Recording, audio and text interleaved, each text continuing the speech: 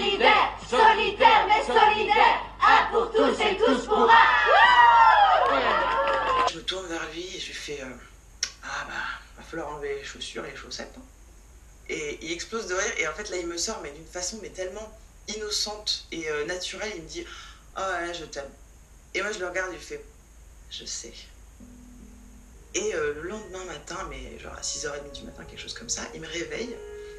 Je dis mais qu'est-ce qui se passe et tout, je suis complètement dans le brouillard. Et il me dit oui c'est pour te dire j'y vais, je te dis au revoir. Et moi je suis choquée et je le regarde, je fais comment ça tu y vas quoi, c'était pas prévu. Il me dit bah si, quand même c'était prévu et tout. Et je dis bon bah alors attends, je me lève, je vais faire un café, je vais nous faire un petit déj. Je lui dis non c'est bon, j'ai mangé, mes affaires elles sont prêtes, je suis prêt à partir, le vélo il est dans la rue, en fait je te disais juste au revoir quoi. Et moi sur le coup je suis dans les vapes, c'est tellement brutal et brusque, je me mets un peu à pleurer, je me dis oh, mais tu peux pas partir comme ça, c'est pas possible. Et là je commence enfin en fait à faire le bilan. Toutes mes copines à Bruxelles, elles n'ont retenu qu'une seule chose, c'est que c'était un clodo qui pue. Et je me disais, mais c'est fou, enfin, il n'y a que moi qui ai vu qu'il était fou, qu'il était intéressant. Il nous emporte, mais tellement facilement. Il a cette façon de parler, de nous emporter, même si on ne comprend pas la moitié des expressions qu'il utilise. Et il a un tel sourire, il a une façon de faire les choses qui est tellement naturelle que c'est vraiment un troubadour, on se laisse complètement emporter dans son histoire, on se laisse emporter avec lui, on a envie d'être lui, on a envie d'être avec lui. Mais est-ce que c'est pas adorable? Voilà, voilà. On est content. C'est l'heure de mettre du fond de teint. Bim! Je sais pas, je me dis, je vais peut-être arrêter de parler de psychanalyse et puis juste... En fait, j'ai fait tout ça pour vous amener à ma future chaîne beauté. Salut à tous et bienvenue dans un nouvel épisode de Psychanalyse-toi la face. On en a un peu marre de cette intro, non? Moi, je sais pas, j'en ai un peu marre. Et je suis tombée sur un article sur... pas réellement sur la solitude à proprement parler, mais sur le sentiment de solitude. Donc, être seul et être la seule, un exercice de logique. Petit article d'une psychanalyste qui s'appelle Laure Navo. Parce qu'il doit y avoir une logique. Bah, d'ailleurs, ça c'est exercice de logique, le sous-titre. Donc, être seul et être la seule. Moi, je me suis complètement identifiée à ce truc-là, tu vois, parce que en tant que femme hétérosexuelle, qui a grandi en plus dans une logique complètement, faut le dire, hein, patriarcale, avec des Barbies qui font le ménage et une dinette et en avant faisons des tartes le dimanche, tu vois. Sauf que déjà, je suis ce produit-là, mais je suis une sorte de produit raté, d'une certaine manière. Ah voilà, ça y est, j'en arrive à mon propos. Je suis une sorte de produit raté. En tout cas, parce qu'une femme seule de 35 ans, c'est quand même encore aujourd'hui une pauvre fille. Voire une vieille fille, peut-être pas encore. Je suis peut-être pas encore une vieille fille, je suis pas encore ménopausée, mais quand je serai ménopausée... D'ailleurs, je lance un grand casting. Je cherche un géniteur. Mais lui dis pas des choses comme ça.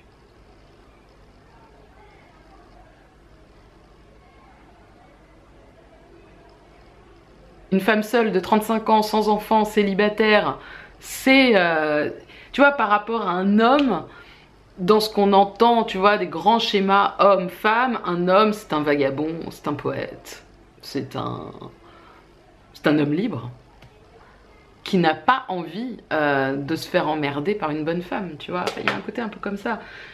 La femme est forcément une sorte de... Quand je dis forcément, ça veut pas dire que les femmes, elles sont comme ça. C'est juste dans l'imaginaire collectif, il y a un truc de... et alors, c'est quand que... tu vois, c'est quand que t'arrêtes d'être en demande et en manquante comme ça, là. Tu sais, c'est pas très beau à regarder. Je vous dis ça... Et en même temps, on voit bien que, évidemment, toute la mouvance Girl Power essaye de bouger ces lignes de code, tant bien que mal.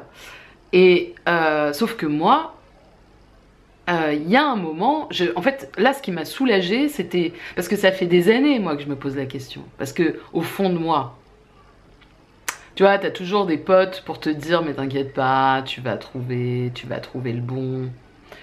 Tu vas finir par te caser, quoi. Bien sûr que ça va arriver. Et quand au fond de toi, tu sens que ça va pas arriver, mais pas parce que tu n'es pas quelqu'un avec qui on peut être, c'est pas ça, mais c'est en fait, je pense qu'au fond, tu sens que il y a un truc qui va couiller un moment. Est-ce que réellement je veux du couple classique? Non, je crois pas, j'en suis quasi sûre. Est-ce que tu es polyamoureuse, Manu? C'est compliqué. Et j'ai déjà fait, hein, j'ai déjà eu 2. Mais en fait, j'avais 2 parce que un des 2 était pas assez présent, à mon sens.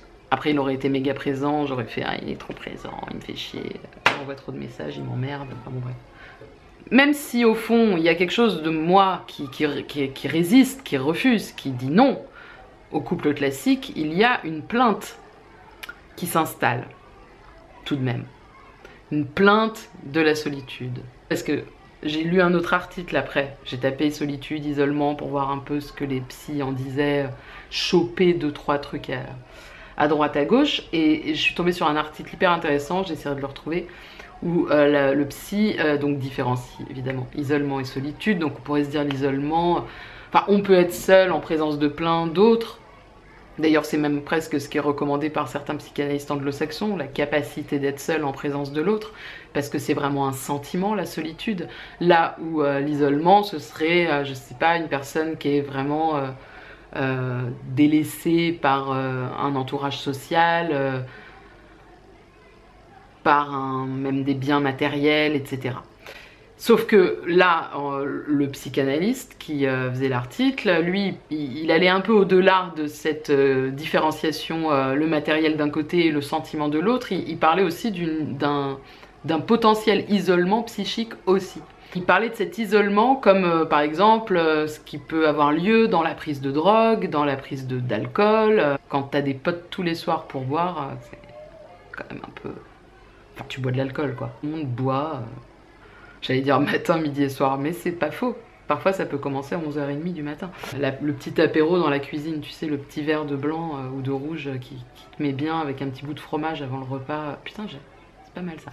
Et donc, au-delà de cet isolement-là, par la prise de substances, il parle aussi de l'isolement par le fantasme. Je trouve ça tellement intéressant.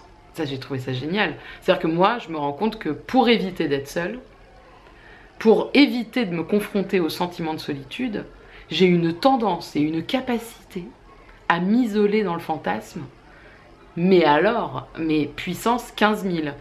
Et ça m'a un peu sauté aux yeux. Et alors du coup, quel est ce putain de fantasme? C'est d'ailleurs, je pense que ça rejoint être seul et être la seule. C'est-à-dire cette idée comme ça de croire au rapport sexuel. Je rappelle la phrase de Lacan, il n'y a pas de rapport sexuel. De croire en tout cas que les choses s'emboîtent parfaitement, qu'on est la seule pour l'autre seul, pour tu es seul, je suis seule et pouf, nous deux, nous serons seuls ensemble contre le reste du monde et ce sera formidable. Moi, c'est un fantasme qui tient très fort encore en moi, même si c'est un peu en train de se déliter là, j'avoue, je commence à fatiguer.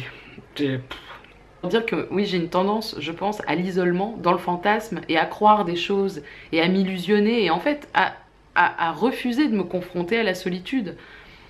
Finalement, la solitude, c'est quand on accepte aussi de rencontrer l'autre avec tous les potentiels défauts qu'il y a à cette rencontre avec l'autre.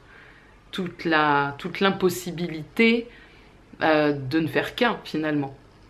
Mais finalement, ne faire qu'un, est-ce que c'est pas encore être seul? Enfin, c'est s'isoler, c'est un truc où je me suis dit vraiment être seule et être la seule. Et en fait, je me suis dit c'est pareil. Et moi, je cherche à être la seule. Et donc, on arrive sur la rivalité, sur est-ce que tout ça, c'est pas aussi une angoisse massive de se retrouver en rivalité potentielle avec d'autres femmes. Moi, je sais que ça, c'est un truc qui m'angoisse, mais tellement. Plutôt que d'aller dans les trucs qui fâchent, je préfère m'isoler dans le fantasme. Que je crois encore trop au fait que être avec quelqu'un va combler ce sentiment de solitude. Ce qui est complètement faux. Enfin, en tout cas pour moi. Enfin, casser le mur pour rencontrer l'autre, mais sans lui rentrer dedans, en fait. Moi, j'aime... Ouais, je sais pas, c'est compliqué, c'est compliqué. Il y a un truc qui me fait vaciller dans cette histoire de solitude. C'est pas simple. Voilà, moi j'ai surtout parlé par rapport au couple, mais parce que je suis encore une petite femme soumise au patriarcat qui croit que tous ses problèmes seront réglés le jour où elle trouvera l'homme de sa vie. Non, maintenant je crois plus ça. J'ai arrêté de croire ça. Mais je pense qu'il y a une part de moi qui continue quand même de vaguement adhérer à ce genre de propos. C'est un peu... ça colle un peu, tu vois. C'est un peu dégoûtant. Un peu chiant. Je finis cette vidéo en voix off parce que je m'insupportais trop à présenter mon livre. J'avais l'impression d'être une présentatrice du téléachat. Donc, je serai en dédicace ce samedi 22 septembre à la librairie Royaume dans le 13e de 16h à 20h. Et je serai également en rencontre et dédicace. Quand je dis rencontre, c'est parce que j'espère qu'on pourra aussi échanger en groupe un petit peu autour de ce livre et de la psychanalyse en général, à la librairie L'Autre Rive à Toulouse, donc le 19 octobre. Voilà, je vous dis à très bientôt et voilà, que dire, je ne sais pas. Bonjour, j'aime la bite, c'est super. Oui, j'aime la bite et alors, il y a un problème? Oui, bah, c'est bon, faire foutre. Et tous les liens sont en barre d'infos. Oui, bah oui. Bref, voilà.